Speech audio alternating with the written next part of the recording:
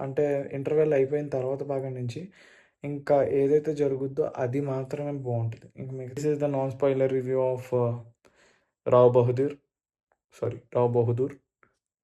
Hi there. ఇప్పుడే నేనైతే 'రావ్ బహదూర్' చూసొచ్చాను. సినిమా అయితే నేనిచ్చే రేటింగ్ 3.5 అండ్ ఆల్సో సత్యదేవ్ అయితే చించేసాడు యాక్టింగ్. అండ్ మన హీరోయిన్ ఏదైతే పోర్షన్ ఉందో తనకిచ్చిన దాంట్లో వన్ ఆఫ్ ద బెస్ట్ చేసింది. And apart of that other cast కూడా చాలా చేశారు. Cinematography poor. బికాజ్ ఏంటంటే ఒకే ఒక ఇంట్లో ఈ మొత్తం అంతా చూపిస్తాడు. And also there is no other few shots. ఏదో ఒకే ఒక సాంగ్‌లో కొన్ని ఉంటాయి shorts. And also the music is bad. Yeah! Bad. It is bad. Because ఎందుకు చెప్తున్నానంటే నాకు లిరిక్స్ అంత నచ్చలేదు. ఎక్కలేదు కూడా even. And also the director ఎందుకో తెలీదు. 3 అవర్స్ సినిమా కాదది.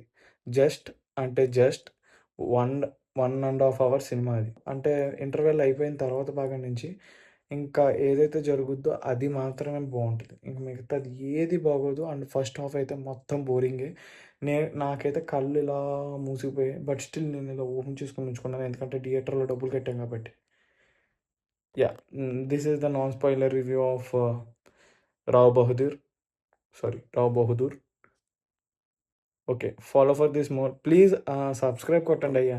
ఏదైతే ఉందో. ఎందుకంటే నేను ఒక పక్కన జాబ్ చేస్తున్నాను. అండ్ ఆల్సో ఆహ్, మనకింకా కొన్ని బిజినెసెస్ అయితే ఉన్నాయి. అండ్ అపార్ట్ ఆఫ్ దట్ మనం మూవీ రివ్యూస్ కూడా చేస్తూ ఉంటాం కాబట్టి please like, share and subscribe. Because మీ ఏదైతే మీరేదైతే నన్ను సబ్స్క్రైబ్ కొడతారో ఆ సబ్స్క్రైబ్‌కే నేను మురిసిపోతాననమాట. అంతకు మించి ఏముండదు నాకు. దీంట్లో వచ్చేదేముండదు. Yeah! Thank you for watching. By.